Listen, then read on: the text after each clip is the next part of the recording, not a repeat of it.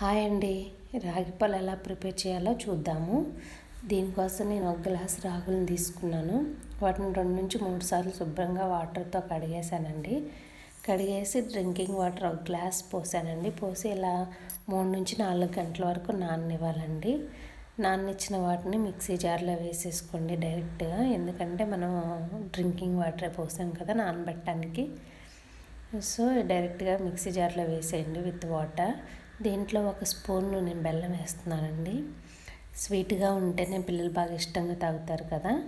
So నేను 1 spoon బెల్లం వేసానండి. వాటిని గ్రైండ్ చేసి ఇలా వడకట్టేయండి. వడకట్టాక మిల్క్ అయితే రెడీ అయినాయండి. ఇలా వీక్లీ వన్స్ పిల్లలకి ఇస్తే చాలా హెల్తీగా కూడా ఉంటారు.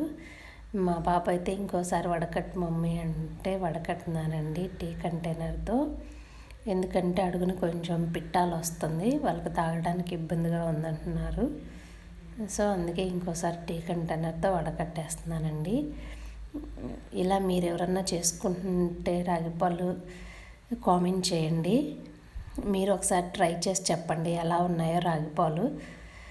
నేనైతే ఇలా మా పాపకి ఇస్తున్నాను, చూడండి ఎలా తాగుతుందో.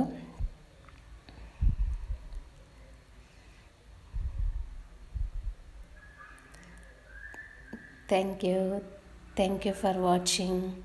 Bye bye.